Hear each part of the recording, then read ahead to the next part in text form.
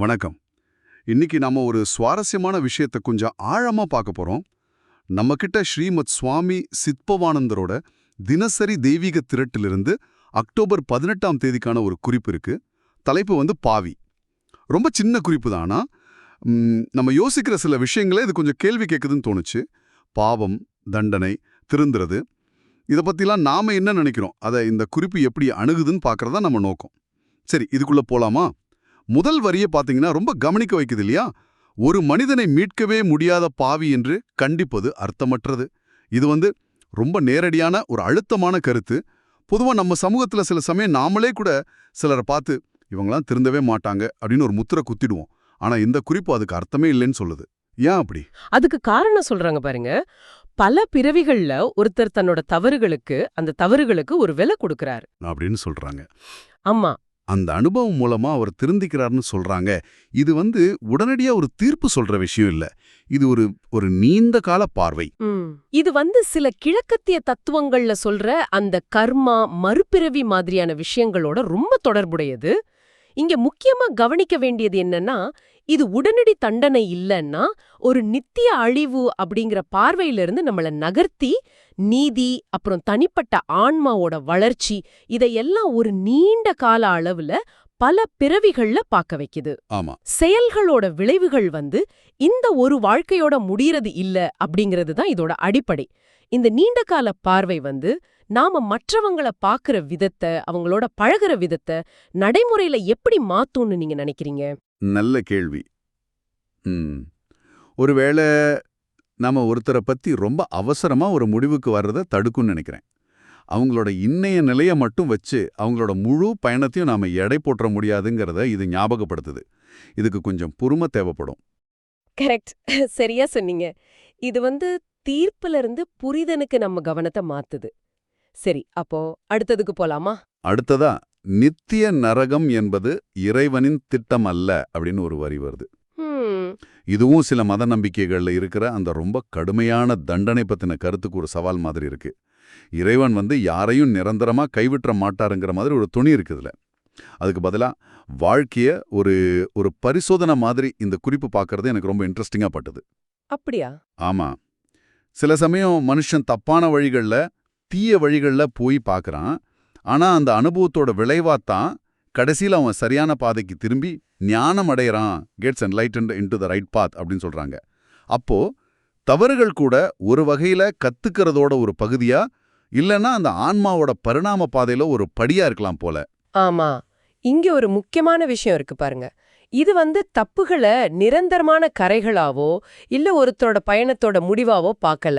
அதுக்கு பதிலா ஞானத்தை நோக்குன ஒரு பெரிய பிரம்மாண்டமான பரிணாம பயணம் இருக்கு இல்லையா, அதுல ஏற்படுற தற்காலிகமான மாற்றுப்பாதைகள் இல்லைன்னா தாமதங்கள் அப்படின்னு பாக்குது.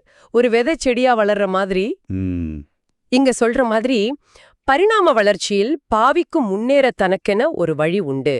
அவன் தனது முன்னோக்கிய பயணத்தை தாமதப்படுத்துகிறான், அவ்வளவை. அந்த தாமதம்ங்கிற வார்த்தை எவ்வளவு முக்கியம் பாருங்க.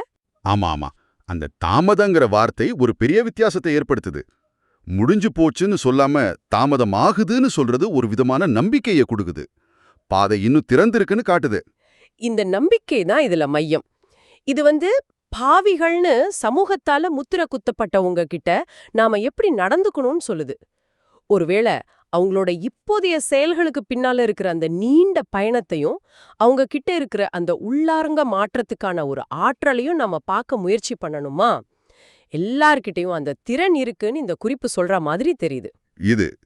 இது கொஞ்சம் சவாலான பார்வைதான். ஏன்னா சில சமயம் மத்தவங்களோட செயல்கள் நம்மள ரொம்ப பாதிக்கும். உண்மைதான். அந்த நேரத்துல அவங்களோட நீண்ட பயணத்தை பத்தி நினைக்கிறது கஷ்டமா இருக்கலாம். ஆனா இந்த குறிப்பு நம்மள அந்த பெரிய சித்திரத்தை பார்க்க சொல்லுது. உண்மைதான். இது ஒன்னும் சுலபம் இல்ல. ஆனா அந்த நீண்ட கால பார்வைய மனசுல வச்சுக்க முயற்சி பண்றது, ஒருவேளை உறவுகள்லயோ இல்ல சமூகத்திலயோ சில கடினமான சூழல்களை வேற மாதிரி அணுக உதவும். சரி, இறுதியா இந்த குறிப்பு ஒரு மிக சக்தி வாய்ந்த மேற்கோளோட முடியுது. இது தாயுமானவர் சொன்னதா குறிப்பிடப்பட்டிருக்கு. ஒவ்வொரு துறவிக்கும் ஒரு கடந்த காலம் உண்டு, ஒவ்வொரு பாவிக்கும் ஒரு எதிர்காலம் உண்டு. இந்த வரி நிஜமாவே என்ன ரொம்ப யோசிக்க வச்சது. இது மொத்த குறிப்போட சாரத்தையும் ஒரு சில வார்த்தையில பிழிஞ்சு தந்துருது இல்லையா? ஆமாம். இது ஏன் இவ்ளோ சக்தி வாய்ந்ததுன்னு நீங்க நினைக்கிறீங்க? ஏன்னா இது நாம மனுஷங்களை பார்க்கிற விதத்தையே மாத்துது. துறவினா எப்பவும் புனிதம், பாவினா எப்பவும் தீயவர் அந்த மாதிரி ஒரு இறுக்கமான பிரிவினையை இது உடைக்குது. துறவிகளும் ஒரு காலத்துல தப்பு பண்ணிருக்கலாம், போராடி இருக்கலாம், அவங்களும் மனுஷங்க தான். அதே மாதிரி இன்னைக்கு பாவின்னு கருதப்படுறவங்களுக்கும் நாளைக்கு மாற உயர வாய்ப்பு இருக்குன்னு இது காட்டுது. இது ஒரு தொடர்ச்சிய காட்டுது. ரெண்டு தனித்தனி பெட்டி மாதிரி இல்ல. இது ஒரு ஆழமான மனிதாபிமான பார்வை. எல்லாத்துக்கும் மேல ஒரு பெரிய நம்பிக்கை. மிகச் சரியா சொன்னீங்க. இதுல சுவாரஸ்யமே அதுதான்.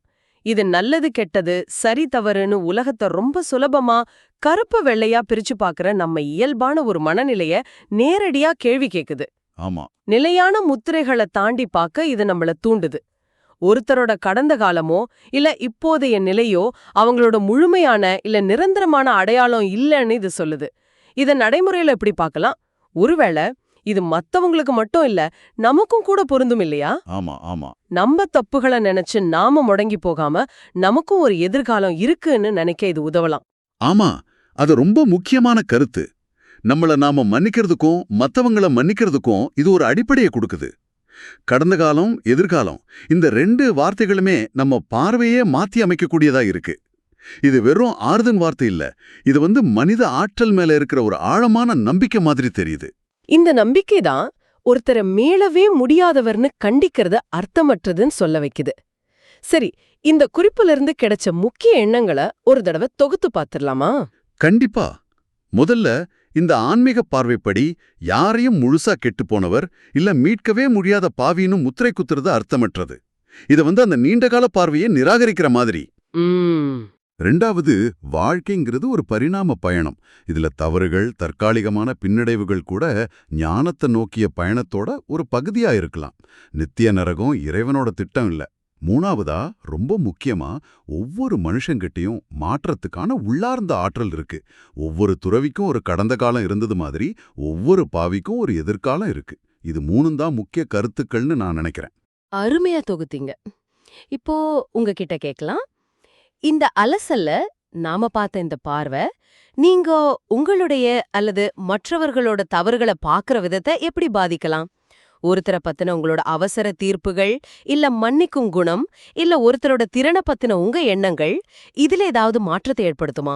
இங்க ஒண்ணு தெளிவா சொல்லிடணும்.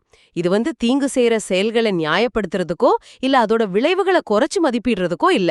இல்ல. மாறாக சுவாமி சித்பவானந்தர் சொல்ற மாதிரி மனித வளர்ச்சியோட அந்த மிக நீண்ட பல பிறவிகள் கொண்ட பயணத்தை பத்தின ஒரு பரந்த பார்வையை புரிஞ்சுக்க முயற்சி பண்றது. குறுகிய கால விளைவுகளுக்கு அப்பால ஒரு ஆத்மாவோட நீண்ட கால பரிணாமத்தை பாக்குறது. இது நடைமுறைக்கு சவாலானதுதான், ஆனா யோசிக்க வேண்டிய விஷயம். சரி, இறுதியா ஒரு சிந்தனையை தூண்டும் கேள்வியோட இந்த உரையாடலை முடிக்கலாம். பாவிகள் தங்களோட முன்னோக்கிய பயணத்தை தாமதப்படுத்துறாங்கன்னு இந்த குறிப்பு சொல்லுது இல்லையா? ஆமாம். அப்போ ஒவ்வொரு பாவிக்கும் ஒரு எதிர்காலம் இருக்குன்னா அந்த திருத்தம் மற்றும் ஞானத்தை நோக்கிய பயணத்தை எது வேகப்படுத்துது, எது ஒருத்தரை இன்னும் தாமதப்படுத்துது? இந்த குறிப்போட பார்வையிலிருந்தோ இல்ல உங்களுடைய சொந்த அனுபவம் உங்க சிந்தனையிலிருந்தோ இந்த பயணத்தோட வேகத்தை நிர்ணயிக்கிற காரணிகள் என்னவா இருக்கும்? இதை நீங்க தனியா யோசிச்சு பார்க்க வேண்டிய ஒரு கேள்வி. நல்ல கேள்வி. இந்த ஆழமான சிந்தனைகளை ஆராய்ஞ்சதுக்கு நன்றி. இன்னைக்கு நாம பேசுனது உங்களுக்கு சில புதிய யோசனைகளை தந்திருக்கும்னு நம்புறோம். மீண்டும் சந்திப்போம்.